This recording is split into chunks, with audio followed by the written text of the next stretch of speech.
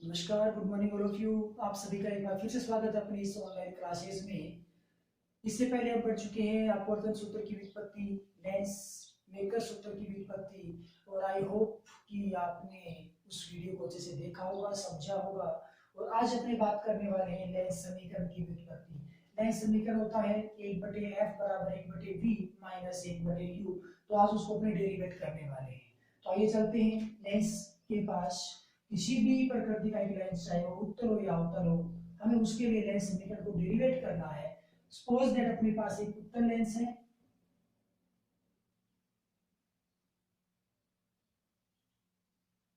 कुछ इस प्रकार से, और इस लेंस का ये मुख्य एक्स हो गया, ये इस लेंस का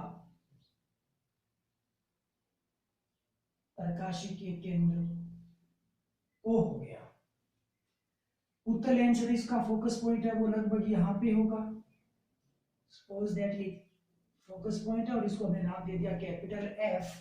और यहाँ पर हमने एक बिंब रखा और उस बिंब का नाम हमने दे दिया ए बी।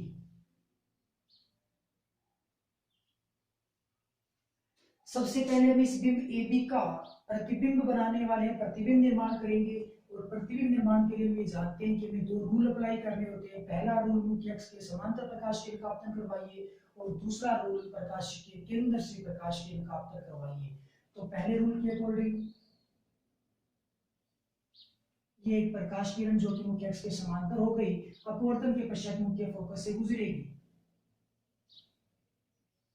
तो ये प्रकाश किरण कुछ इस प्रकार से अपवर्तित होगी, संचरित होगी, गति करेगी। ओके, अब दूसरा जो रूल अपना ये कहता है कि प्रकाश के केंद्र ओ से प्रकाश किरण का आपतन करवाइए।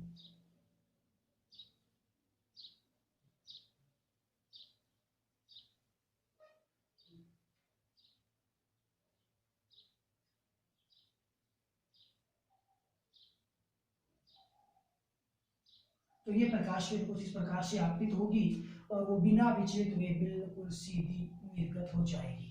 तो इस प्रकार से यहाँ पे हमें एक पॉइंट मिलेगा, इस पर हमें प्रतिबिंब प्राप्त होगा, और इस प्रतिबिंब का हमने नाम दे दिया ए डैश बी डैश। इस प्रतिबिंब निर्माण की प्रक्रिया को हम पहले भी समझ चुके हैं, और हालांकि हमने यहाँ पे एक लेंस था, उत्तल लेंस, उसके सामने हमने ये भी एक बिंब रखा और उसका प्रतिबिंब बना दिया हमने ए डैश बी डैश के रूप में। ओके, यहाँ पे अपनी बात करें तो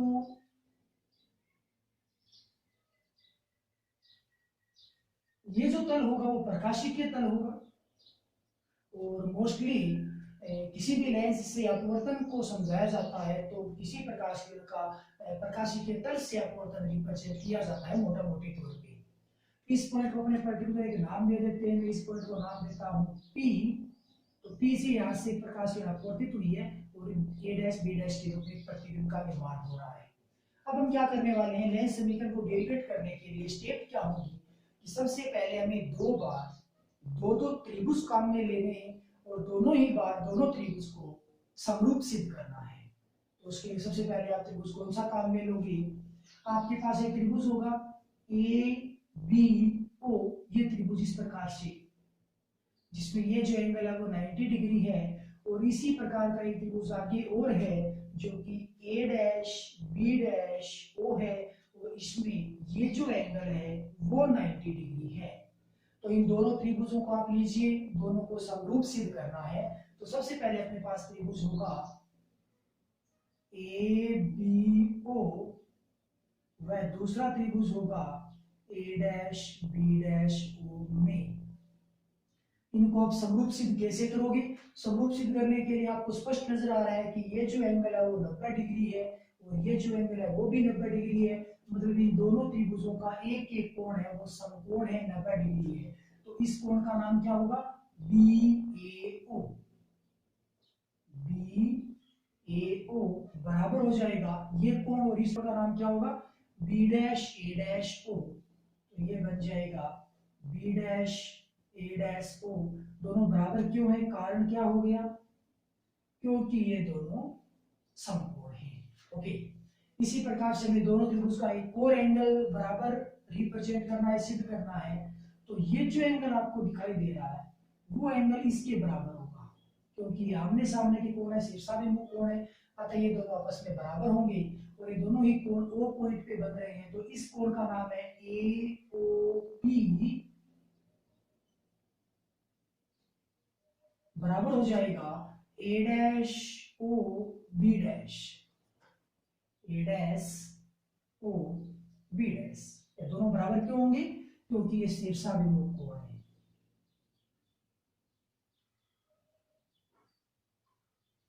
तो कुल मिलाकर के कोण कोण समरूपता के आधार पर हम ये कह सकते हैं कि ये दोनों त्रिभुज है वो समरूप होंगे। अतः आप दोनों त्रिभुज को समरूप कह सकते हो। तो ABO समरूप हो जाएगा A dash B dash O, ऐसा कुछ हमें मान प्राप्त हो जाएगा। समरूपता का नियम लगा दो। समरूपता के नियम से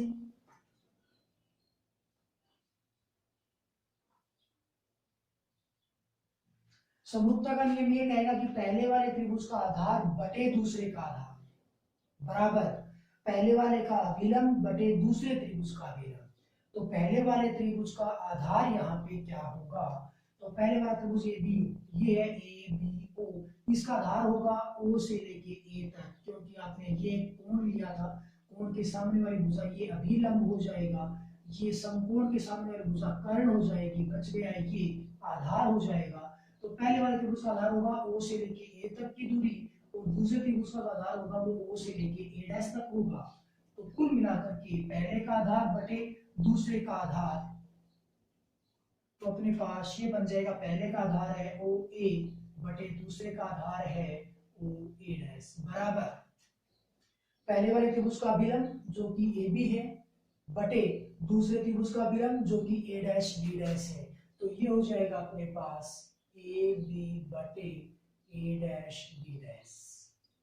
कुल मिलाकर के अपने पास प्रथम टाइम दो त्रिभुज थे, दोनों को हमने समरूप सिद्ध किया और समरूपता का रूल अप्लाई कर दिया। ओके, अब अगली बार हमें दो त्रिभुज और लेने हैं और इस बार जो दो त्रिभुज लोगे उनको जरा गौर से देखना। एक त्रिभुज होगा OPF,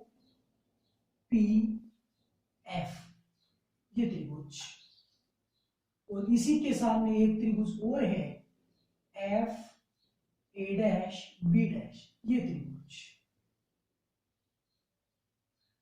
तो इस त्रिभुज में और इस त्रिभुज में दोनों को हमें समरूप सिद्ध करना है। तो पहले त्रिभुज का नाम होगा OPF, त्रिभुज हो जाएगा OPF व अगली बार त्रिभुज लोगे FA dash B dash, FA dash B dash में। ओके, तो समरूप सिद्ध करें तो इस त्रिभुज का यदि आप एक एंगल देखते हो तो ये हमें 90 डिग्री प्राप्त होता है, तो दूसरे वाले त्रिभुज का ये एंगल हमें 90 डिग्री प्राप्त होता है।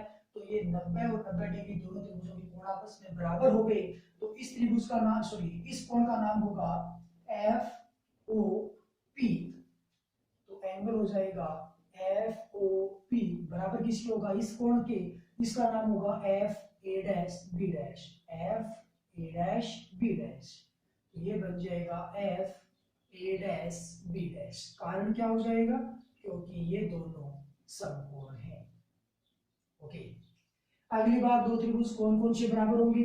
इस पहले वाले त्रिभुज का ये जो एंगल है और आगे वाले त्रिभुज का ये जो एंगल है, ये दोनों आपस में बराबर होंगे क्योंकि ये दोनों ही शीर्षाभिमुख कोण हैं। तो इस एंगल के बराबर बन जाएगा ये कोण। इस कोण का नाम होगा OFP और इसका नाम होगा A dash F B dash.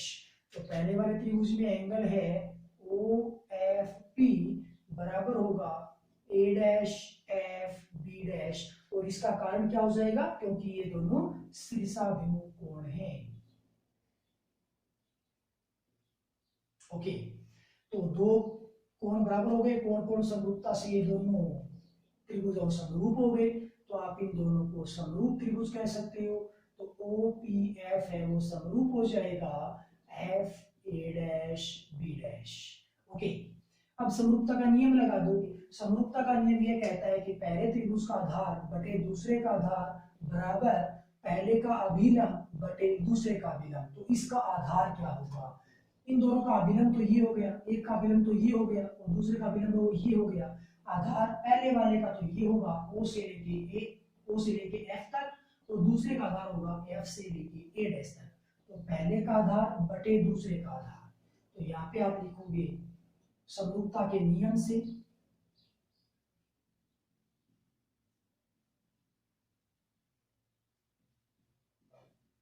पहले का आधार ओ एफ बटे दूसरे का आधार एफ ए डैश बराबर पहले का अभिलंब जो कि यहाँ पे ओपी होगा बटे दूसरे का अभिलंब जो कि यहाँ पे ए डैश बी डैश होगा। तो ये बन जाएगा ओ पी बटे ए डैश बी डैश। ये जो ओपी हाइट है वो अप्रोक्सीमेट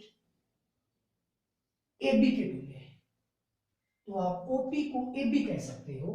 तो आप इसको ऐसे कह सकते हो ओ एफ बटे एफ ए डैश बराबर ए बी बटे ए डैश बी डैश, और ये आपकी समीकरण नंबर 2 आ गई। और ऐसा हुआ क्यों?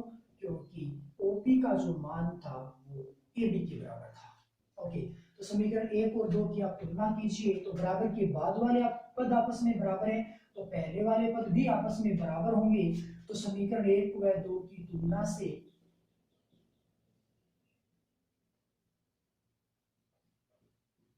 यदि आप दोनों समीकरणों की तुलना करोगे तो ये पद इसके बराबर बन जाएगा। तो यहां से क्या बन जाएगा ओ ए बटा ओ ए डैश बराबर ओ एफ बटा एफ ए डैश। ओके, यदि आप इस समीकरण को गौर से देखते हो तो चौथे वाले इस पद को यदि आप छोड़ देते हो तो प्रत्येक की स्टार्टिंग है वो ओ बिंदु से है, और स्टार्टिंग हमेशा ओ बिंदु से ही होनी चाहिए ताकि हम कार्टेशियन परिपाटी प्रयोग में ले पाए। और यदि स्टार्टिंग ओ बिंदु से नहीं होती है तो कार्टेशियन परिपाटी का प्रयोग में नहीं ले पाते हैं, क्योंकि कार्टेशियन परिपाटी के लिए दूरी हमेशा बिंदुओं से मापी जाती है। तो पहले आप इसको ओ के पदों में डिस्टेंस कन्वर्ट करोगे तो एफ ए डैश को आप क्या कह सकते हो? एफ ए डैश, ये डिस्टेंस है एफ ए डैश। इस डिस्टेंस को आप क्या कहोगे? ओ से लेकर के पूरी ए तक की दूरी लेके आओ, इतनी बड़ी दूरी लेके आओ ओ से लेके ए डैश तक, इस दूरी में से इसको माइनस कर दो। तो मैं क्या करूंगा, इस पूरी दूरी में से इसको मैं माइनस कर दूंगा, तो ये डिस्टेंस मेरे सामने बचेगी। तो मतलब ओ ए डैश माइनस करना है आपको ओ एफ, तो आपके सामने आएगी डिस्टेंस कौन सी? F A dash. तो इसके स्थान पे आप क्या लिख पाओगे? ओ ए डैश बराबर ओ एफ बटे एफ ए डैश को क्या लिखोगे? ओ ए डैश माइनस ओ एफ, ओ ए डैश माइनस ओ एफ। अब प्रत्येक डिस्टेंस है वो ओ से मेजर की जा सकती है। अब आप यहाँ पे कार्टेशियन परिपाटी काम में ले सकते हो।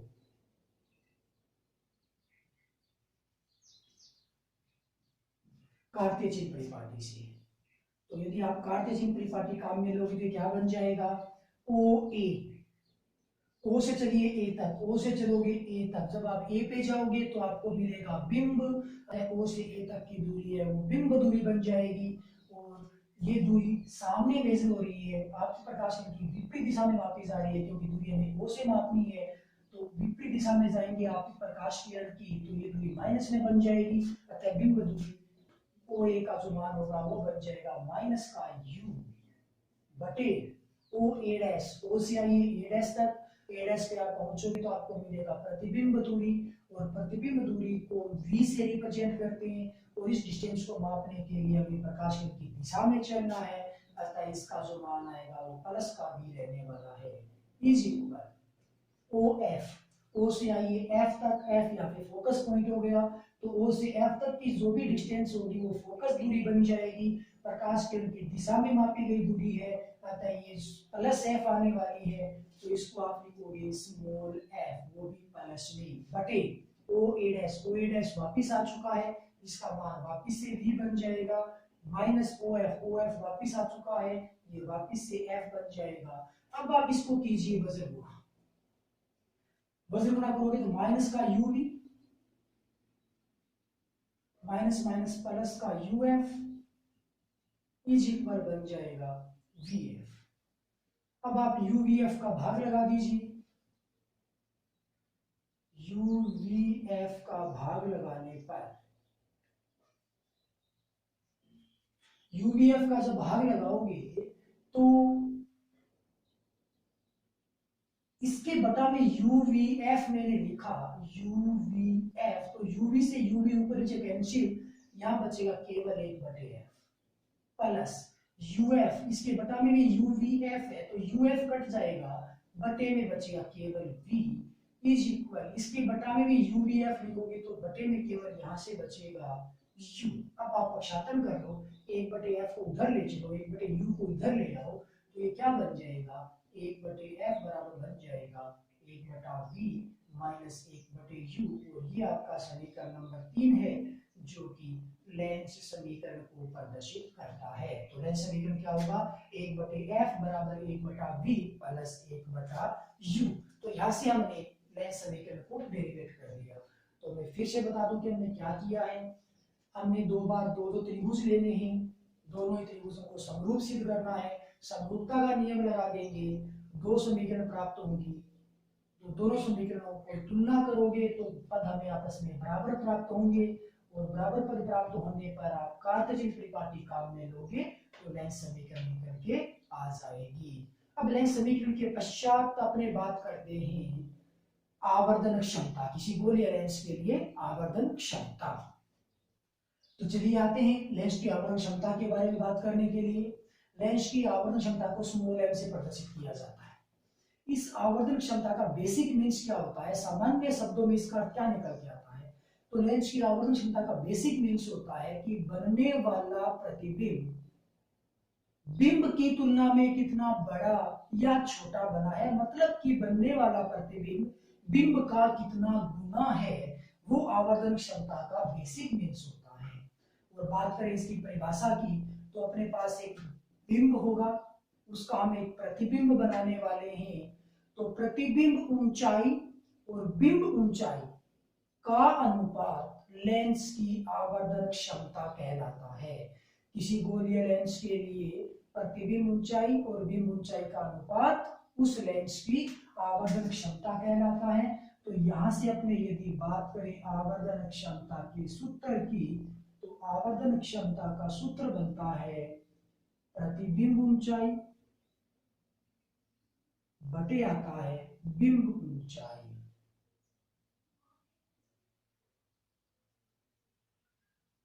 ओके, आवर्धन क्षमता होगा स्मॉल एम, यदि प्रतिबिंब ऊंचाई को आप एच डैश मान लो, बिंब ऊंचाई को आप एच मान लो, तो आपके सामने एम यानी कि आवर्धन क्षमता का सूत्र निकल के आ जाएगा एच डैश बटे एच, ये मान आपके पास प्राप्त होगा। अब आवर्धन क्षमता जो लेंस की आवर्धन क्षमता है उसका एक सूत्र और होता है, एम बराबर वी बटे यू होता है। उस सूत्र को अभी हम डेरिवेट करने की कोशिश करते हैं। तो ये प्रोसेस ठीक वैसा ही है जैसा हमने अभी अभी पढ़ा है, लेंस समीकरण की व्युत्पत्ति में ठीक वही है, नो चेंज। तो आइए बात करते हैं m बराबर v बटे u को आप कैसे डेरिवेट करोगे। सपोज दैट अपने पास एक उत्तल लेंस है, कुछ इस प्रकार से, ये इसका मुख्य एक्स हो गया, ये इसका प्रकाश के केंद्र हो गया O, और ये इसका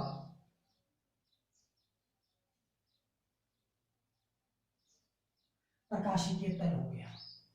इसका मुख्य फोकस पॉइंट सपोज दैट यहाँ पे है, कैपिटल F मान लिया, और यहाँ इस पॉइंट पर हमने एक बिंब रखा कुछ इस प्रकार से, और इस बिंब का हमने नाम दे दिया AB। अब इस बिंब का हमें प्रतिबिंब बनाना है, तो पता करेंगे कि प्रतिबिंब की हाइट कितनी होगी, बिंब की हाइट कितनी होगी, उसके अकॉर्डिंग हम m ज्ञात करने की कोशिश करेंगे। तो ये अपने पास एक किरण आरेख है सिंपल, जो किरण आरेख हमने अभी अभी बनाया था, इस पॉइंट को मैंने P नाम दे दिया है।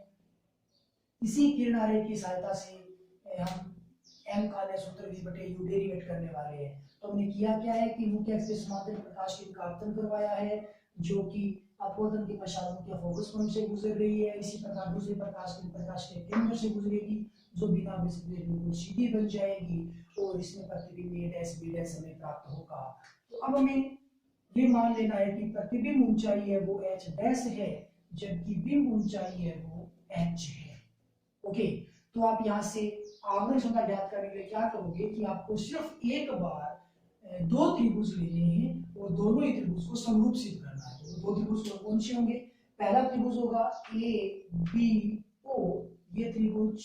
इसी प्रकार से अपने पास दूसरा त्रिभुज होगा ए डैश बी डैश ओ, ये सामने वाला त्रिभुज। तो सबसे पहले आप क्या करोगे, आपके पास त्रिभुज होगा ए बी ओ तथा अपने पास दूसरा त्रिभुज होगा ए डैश बी डैश ओ में। दोनों को आप समरूप सिद्ध करने के लिए क्या करोगे, पहले वाले त्रिभुज का ये एंगल 90 डिग्री, दूसरे वाले त्रिभुज का ये एंगल भी 90 डिग्री है, तो उस कोण का नाम होगा बी ए ओ।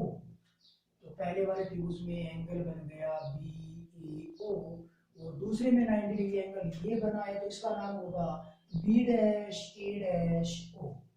तो बराबर हो जाएगा किसके, एंगल बी डैश ए डैश ओ। कारण क्या हो गया, दोनों बराबर क्यों हैं, क्योंकि ये दोनों समकोण त्रिभुज हैं। ओके, इसी प्रकार से आप दूसरा कौन सा एंगल बराबर करोगे, ये जो एंगल आपको दिखाई दे रहा है इसके सामने ये एंगल होगा, क्योंकि ये दोनों शीर्षाभिमुख कोण है, आमने सामने के कोण है। तो इस कोण का नाम क्या होगा, ए ओ बी, और इसका नाम क्या होगा, ए डैश ओ बी डैश। तो इसका नाम होगा ए ओ बी और इसका नाम होगा ए डैश ओ बी डैश। और ये दोनों आपस में बराबर क्यों हैं, क्योंकि ये शीर्षाभिमुख कोण हैं। ओके, तो कोण कोण समरूपता से दोनों त्रिभुज समरूप हो चुके हैं, तो अतः हम ये कह सकते हैं कि दोनों त्रिभुज समरूप हैं। ए बी ओ समरूप हो जाएगा त्रिभुज ए डैश बी डैश ओ। तो दोनों में समरूपता का नियम लगा दीजिए, समरूपता नियम से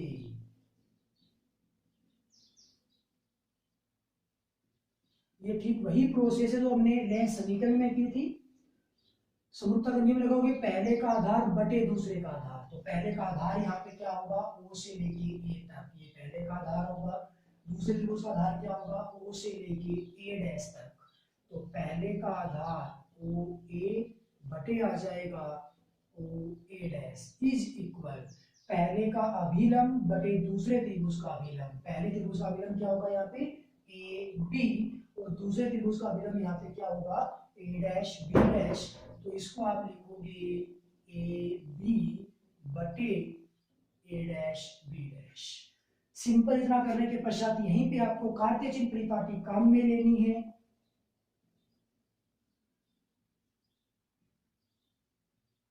कार्तीय चिन्ह परिपाटी से क्या कह सकते हो, ओ से लेके ए तक का होगे तो ए पे आपको बिंब मिलेगा, तो मतलब ये बिंब दूरी हो जाएगा, सामने मेजर हो रही है माइनस में आ जाएगी, और बिंब दूरी यू होता है बटे ओ ए डैश।